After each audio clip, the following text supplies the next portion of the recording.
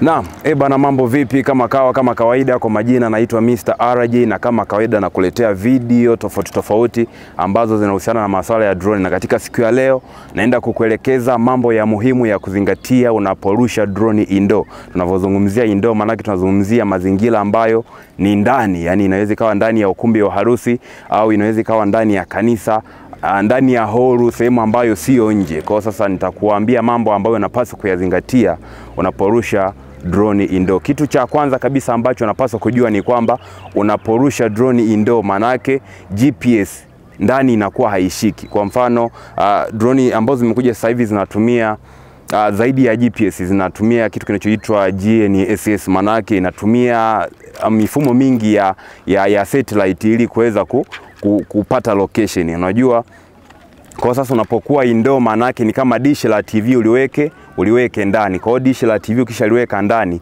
manake utegemei kwamba litaweza kushika, that's why inatakiwa likae nje. Kwa sasa hata hiyo satellite za drone pia zinafanya kazi vivyo hivyo. Kwa sasa unapokuwa unafanya operation ya drone indoor, maybe ni kanisani au ni katika ukumbi wa harusi, tegemea kwamba hauwezi kupata GPS signal. Kwa sasa itasababisha sasa drone yako isiwe stable. Kwa sababu gani?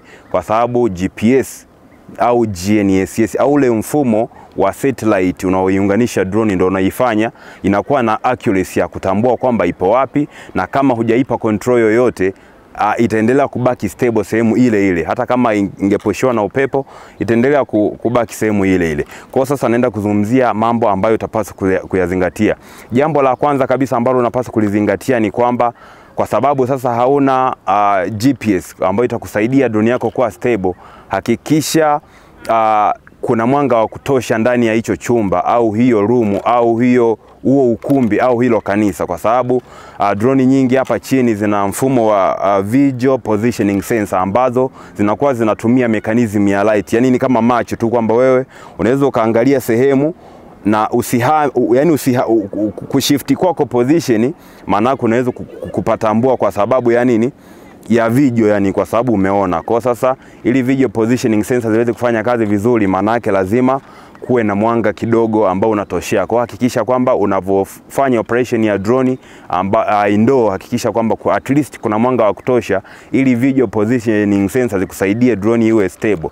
Unajua kwamba tunapokuwa hatuna GPS, maana yake drone inaingia katika attitude mode, na katika attitude mode drone sasa yenyewe inakuwa haitambui ipo wapi. Kwa hiyo it means hata kama ni kaupepo kadogo kiasi gani, yani kanaweza kakaifanyika ikaenda ikakolide. Unavyojua sasa tunavozungumzia kwamba unapokuwa indoor, maana unaweza kuwa ni kanisani, kuna watu, kuna mafeni, kuna nini. Kwa hakikisha unazingatia hilo swala la kwanza. Hakikisha kwamba kuna mwanga wa kutosha ambao utakusaidia wewe drone iweze drone visual positioning sensor iweze kufanya kazi yake vizuri. Hilo ni jambo la kwanza. Jambo la pili la kuzingatia unapofanya operation ya drone indoor ni kuhakikisha kwamba drone yako haikaribii sana ceiling, au kwa maana ya lile paa, ceiling board whatever, isikaribie sana. Kwa sababu gani? Unajua drone inakuwa inafanya kazi kutokana na namna ambavyo inapushi hewa au difference ya pressure juu pamoja na chini. Kwa sasa endapo ile sehemu ya juu haitakuwa na hewa nyingi, manake drone inaweza ikavutwa, yani utaiona wewe kama imevutwa. Ndio concept ambazo watu tunazionaga, hata gari kubwa likipita karibu yako unaona kama kuna namna linakuvuta. Kwa sasa drone pia itakutana na scenario hiyo endapo itakaribia sana kwenye ceiling. Kwa sasa tutashangaa tu imeenda kunata kule, kwa hiyo na itakuwa imesha crash. Hilo ni jambo la pili. Jambo la tatu la kuzingatia, ukishusha sana chini drone, hakikisha haiwi chini sana. Kwa sababu gani? Drone ikishuka sana chini, kuna issue tena inaweza kujitokeza kutokana na swala hilo la hewa, la mfumo wa namna ambavyo huwa inafanya kazi.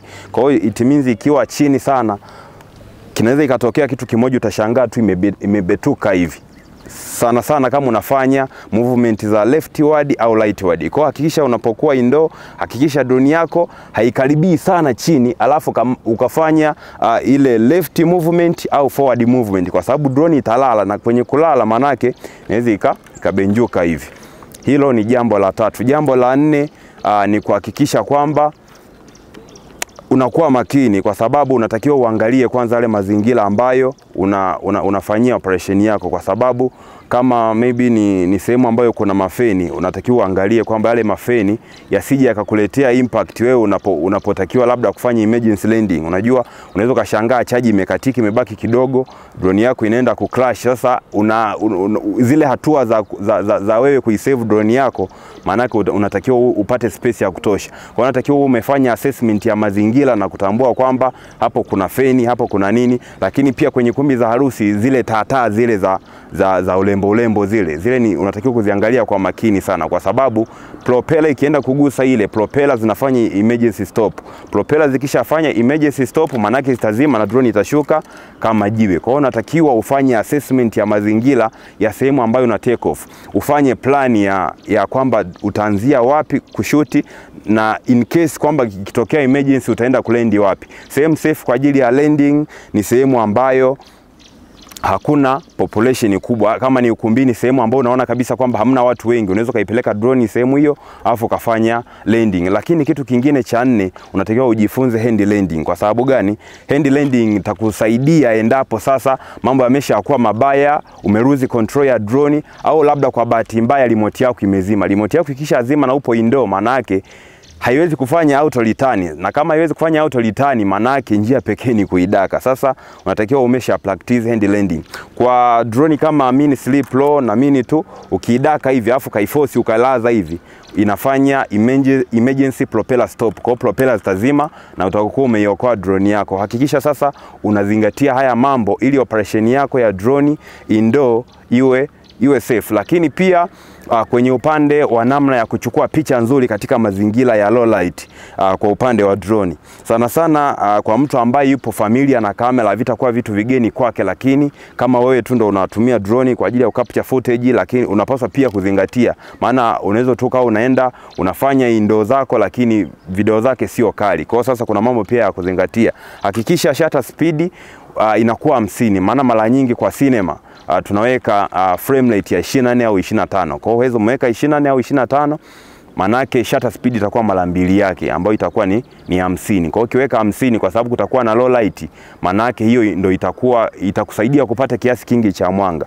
Lakini pia kwa upande wa ISO, baada ya kuwa umeseti shutter speed pamoja na frame rate, unakuja kwa upande wa ISO sasa unaweza kaanzia. Sasa ina depend na amount of light katika eneo ambalo unashuti. Kama unashuti katika sehemu ambayo mwanga ni mdogo sana, kwa maana itabidi upandishe ISO. Lakini unaweza kama unashuti katika mazingira ambayo kuna light nyingi na mwanga ni mwingi, ina depend pia na aina ya drone, aperture yake na nini. Au pia kwa drone zingine unaweza control mpaka aperture, lakini drone nyingi unaweza control aperture. Kwa hiyo itakubidi udili na shutter speed pamoja na ISO. Sasa usha seti shutter speed, umeweka 50, umeshaweka frame rate either 24 au 25, utakuja kwa upande wa ISO anzia 200. Ukishaona 200 haitoshei, pandisha hiyo 400. Sana ujitahidi sana isivuke 800, maana ikishavuka 800, kutokana na kwamba drone ina sensor ndogo, ukiachana na drone kubwa kama Mavic 3 Pro na Mavic 3C ni zile ambazo ina 4-side sensor. Hizi drone nyingine ambazo unakuta ina 1 inch sensor, 1/1.3 sensor, maana yake sensor hiyo ni ndogo sana kuweza reduce noise. Kwa hakikisha unaweka ISO haizidi 800. Kwa ukiwa na mfano kama hii Mini 3 Pro ina aperture 1.7, afu kaweka ISO ya 800, utapata footage ambayo ni clean lakini pia ni kali. Kwa hivyo ni vitu ambavyo unapaswa kuvizingatia unapokuwa umeingia ukumbini au kanisani kwa ajili ya kufanya operation ya drone. Karibu katika video nyingine. Naitwa Mr. RJ. TikTok napatikana Mr. RJTZ, lakini pia Instagram. Karibu. Kama una swali lolote, changamoto, unaweza ukanitafuta katika mitandao ya kijamii. Karibu katika video nyingine.